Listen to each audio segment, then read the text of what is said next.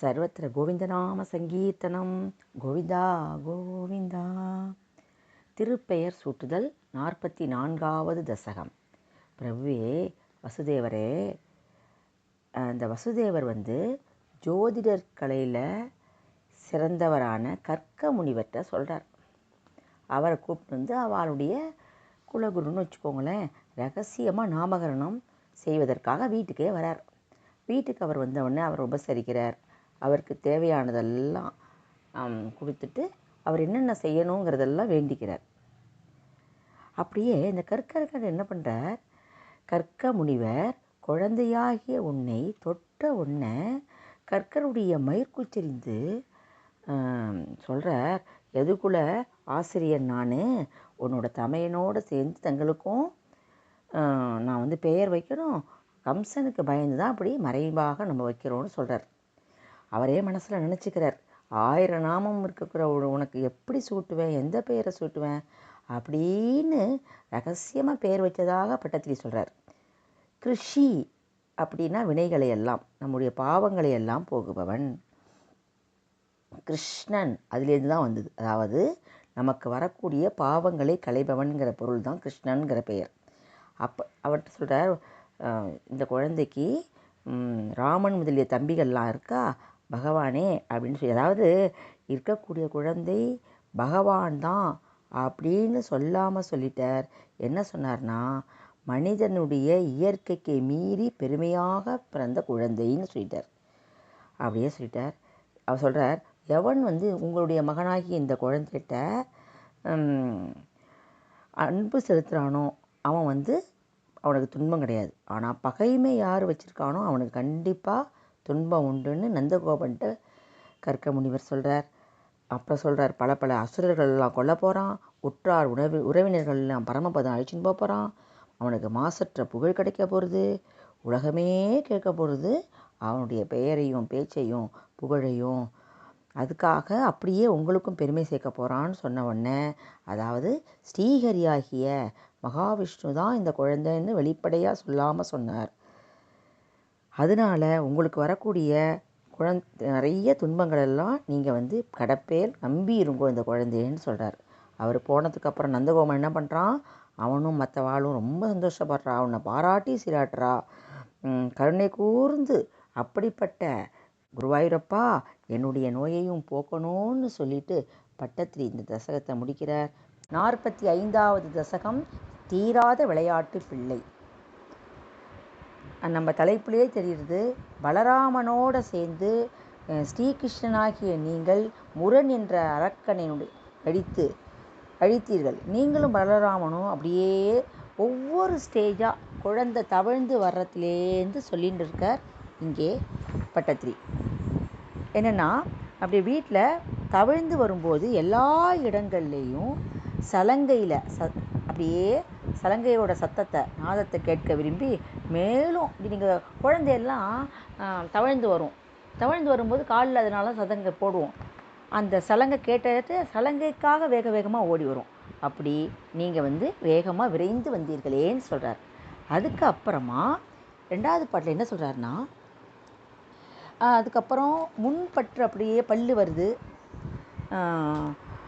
அப்படியே என்ன பண்ணுறேன், முன்னெத்தியில் தலைமுடி வருது, அதெல்லாம் அப்படியே மறைச்சிட்டு என்னென்ன ஆயுதங்கள்லாம் வஜ்ரம் அங்குசம் சங்கு சக்கரம் எல்லாம் ஏந்தி உங்களை காண்றதுக்கு அப்படியே பார்க்குறவா எல்லாரையும் அப்படியே கவரக்கூடிய அளவுக்கு இருக்கே நீங்கள்.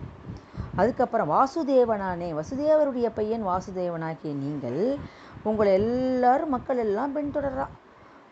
அப்படியே என்ன பண்ணுறேன், உங்களை பார்க்குறதுக்கு வந்த உடனே நீங்கள் என்ன பண்ணுறேன், அப்படியே அவளோட அப்படியே பின்னாடி ஓடி போகிறேன். போகும்போது திருப்பி பார்த்துட்டே ஓடுறேன்.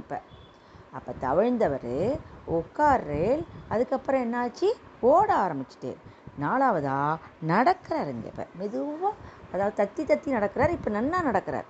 அப்போ நடக்கும்போது என்ன ஆயிடுது, கீழே விழறம்போது வான்வெளியில் போகக்கூடிய முனிவர்கள்லாம் அப்படியே வணங்குறா, தாய்மார்கள்லாம் உங்களை கட்டி அணைச்சிக்கிறா. பால் ஊட்டும்போது அங்கே என்ன பண்ணுறாரு, எல்லா தாய்மார்களும் கட்டி அணைச்சின உடனே யசோதை உன்னுடைய அழகை பார்த்து அப்படியே ரசிக்கிறான். அவளுக்கு என்னன்னு சொல்கிறதுக்கு வாயே வரல. அப்படியே காலை வச்சு நடந்து வரும்போது என்ன பண்ணுற, உங்கள் சிறுவர்களுக்கே உரிய ஒரு துடுக்கோட என்ன பண்ணிட்டு இருக்கேள், நீங்கள் விளையாண்டுட்டு இருக்கும்போது கிளி பூனை கன்று இதெல்லாம் அப்படியே அது பின்னாடியே போயின்னு இருக்கேள். கோபகர்கள்லாம் அப்படியே ரொம்ப கஷ்டப்பட்டு உங்களை வந்து தடுத்து நிறுத்துறா. முரண்கிற அரக்கனை வதம் செய்த குருவாயூரப்பா, நீங்களும் பலராமனும் சென்ற இடமெல்லாம் கோபியர்கள்லாம் அப்படியே என்ன பண்ணுறாளாம், மெய் மறந்து வீட்டு வேலை செய்கிறது கிடையாது, குழந்தைகளை பார்க்கறது கிடையாது, அப்படியே பணியாளர்களை பார்க்கறது இல்லை, அவளாம் தன்னை மறந்து பரவசமாகறா.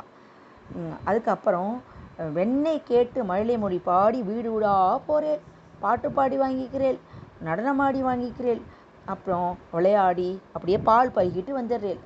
அப்புறமா யோசித்து பார்க்குறேள், நீங்கள் மகாபலி சக்கரவர்த்தியில் யாசித்ததுனால இவ்வளோ பெரிய பிரச்சனை வந்தது, சரி நாம் ஒரு விந்தையான ஒரு திருட்டு தொழில் செய்யலான்னு சொல்லிட்டு தயிர் நெய்யெல்லாம் அப்படியே வாங்கி அவளுக்கெல்லாம் தெரியாமல் எடுத்து சாப்பிட ஆரம்பித்த குருவாயூரப்பா, நெய் தயிர் வெண்ணெயெல்லாம் திருடினா கூட தயிரெலாம் இடச்சேரி உள்ள இருக்கக்கூடிய பெண்கள் எல்லாம் அவங்கள்ட்ட எல்லாருமே கோவப்படுறதில்ல, வருத்தப்படுறதில்ல. ஏன்னா அவள் உள்ளத்தை கவர்ந்தவராயிட்டேல், நீங்கள் அவளை நீங்கள்லாம் என்ன பண்ணிட்டேல், ஆனந்த கடலில் மூழ்கடித்து விட்டீர். அப்படிப்பட்ட திருவிளையாடலெல்லாம் செய்த குருவாயூரப்பா என்னுடைய நோயையும் போக்கணும்னு சொல்லிட்டு முடிக்கிறார். 3வது தசகம் மண் தின்ற மாயோன். தேவாதி தேவனே, முன்பொரு சமயம் யசோதையோட மடியில் மல்லாந்து படுத்துட்டு பால் அருந்தின்னு இருக்கும்போது கொட்டாவி வரவே வாயை திறந்தீர். அப்போ தங்களுடைய வாயை உலக அனைத்தையும் யசோதை கண்டாள் அல்லவா, அப்படிப்பட்ட உலக நாயகனாகிய மகாவிஷ்ணுவே, வேறொரு சமயத்தில் நீங்கள் என்ன பண்ணுறேன், இடைச்சிய சிறுவர்களோட பழங்கள்லாம் பறித்து விளையாண்டுன்னு இருக்கும்போது அவளாம் சேர்த்து வச்சுருந்த பழத்தை நீங்கள் ஏமாற்றி சாப்பிட்டேன். எடுத்துனதுனால அவளுக்கெல்லாம் கோபம் வந்து அந்த குழந்தைகள்லாம் ஒன்று மண் தின்னதா உங்கள் அம்மாட்ட வந்து கோல் சொன்னாலாமே. நிலம் நீர் இப்படி 50 பூதங்களையும் பிரளய காலத்தில் விழுங்கின நீங்கள் இன்னைக்கு தன்னோட குழந்தை மண் தின்னா நோய் வரும்னு கேட்கலாமா, உன்னை பார்த்து கேட்கலாமே, அதான் தான் தாய் உள்ளோன்னு சொல்கிறது என்று பட்டத்தி சொல்கிறார். அடடே, இப்போ வந்து யசோதை சொல்கிறாளாம் அந்த கிருஷ்ணனை பார்த்து, அடே அடங்காத பயலே, நீ மண்ணு தின்னாயா, சொல்லு, ஒழுங்காக சொல்லிடு அப்படின்னு தாயார் மிரட்டி கேட்குறார். அப்போ நீங்கள் பிரபுவை நீங்கள் என்ன சொன்னேன், ரொம்ப நேரம் சிரிச்சிட்டு அதுக்கப்புறம் நீங்கள் சொல்கிறதெல்லாம் பொய்ன்னு சத்தியம் பண்ணிடலாமே. அப்போ உங்களோட தாய், அடே எல்லாரும் நீ மண்ணு தின்னதா உறுதியாக சொல்கிறா, நீ ஆனால் அதை ஏற்றுக்கவே இல்லை, உன் வாயை திறந்து காட்டு அப்படின்னு அதட்டுறா. அப்போ உங்கள் வாயை திறந்து காட்டினபோது மலர்ந்த தாமரை போன்ற உங்கள் வாயை திறந்து காட்டினேல் அந்த வாயில் கொஞ்சமாவது மண் ஒட்டியிருக்கும்னு யசோதை பார்க்குறா. ஆனால் எங்கேயும் இல்லை. அது மட்டும் இல்லாமல் அவளுக்கு அது வந்து ரொம்ப சந்தோஷமாக பட்டா கூட இந்த மண்ணுலகம் மட்டுமின்றி அனைத்து உலகத்தையும் உங்களோட வாயில் அவள் பார்த்தாளாமா. அப்போ தங்களுடைய திருவாயில் ஒரு இடத்துல காட்டை பார்த்தாலாம், ஒரு இடத்துல கடலை பார்த்தாலாம், ஒரு இடத்துல ஆகாயத்தை பார்த்தாலாம், வேறொரு இடத்துல பாதாள லோகத்தை பார்த்தாலாம், ஒரு இடத்துல மனிதரை பார்த்தாலாம், அரக்கரை பார்த்தாலாம், தேவர்களை பார்த்தாலாம். எதைத்தான் உன்னோட தாய் பார்க்கல, அதாவது இந்த உலகத்தில் பிரம்மாண்டங்கள் எல்லாத்தையும் பார்த்தான்னு சொல்கிறார் பட்டத்திரி. அது மட்டுமல்ல, குருவாயூரப்பா தங்கள் தாயார் தங்களுடைய திருவாயில் திருப்பார்கடலில் பள்ளி கொண்ட பிராணனாகவும் பார்க்குறார், பரமபதத்தில் வீட்டிருக்கும் வைகுண்டனாகவும் பார்க்குறார், தனக்கு முன்னாடி தன்னுடைய பிள்ளையா நிற்பதை பார்க்குறார். இப்படி எத்தனை விதமாக எத்தனை கோலங்களில் உங்களை பார்த்தாலோ, அதாவது உங்களை பல வடிவில் யசோதை பார்த்தான்னு சொல்கிறார். அதாவது உங்கள் வாய்க்குள்ள இந்த உலகத்தை எல்லாம் பார்க்கும்பொழுது இன்னொரு முகம், இன்னொரு வாய், அதில் ஒரு புவனம், அதுக்குள்ளே ஒரு வாய், அதுக்குள்ளே முகம், அப்படி ஒரு கண்ணாடியாக வர்ற மாதிரி வரிசையாக யசோதை பார்த்துட்டே வராரு. இந்த உலகத்தில் எல்லையற்ற தன்மைகள் இப்படியே பார்த்துன்னு போகும்போது விந்தையான குழந்தை விடிவிட தோன்றிய குருவாயூரப்பா இவ்வாறு கண்ட காட்சியெல்லாம் சத்திதானந்த ரூபமான பரபிரம்மே தனக்கு குழந்தையாக பிறந்திருக்கான் அப்படிங்கிற உண்மையை அறிஞ்சான். ஆனால் கொஞ்ச நேரத்தில் நீ என்ன பண்ணிட்டேல், அவளை நீங்கள் வந்து மோகமடைய செஞ்சு அம்மா எனக்கு பால் கொடுங்கோ அப்படின்னு கேட்டேல். அவன் மடியில் ஏறி அமர்ந்தீர்கள். அத்தகைய குருவாயூரப்பா என்னை காத்தருள வேண்டும்னு சொல்லி முடிக்கிறார். கோவிந்த நாம சங்கீர்த்தனம். கோவிந்தா கோவிந்தா.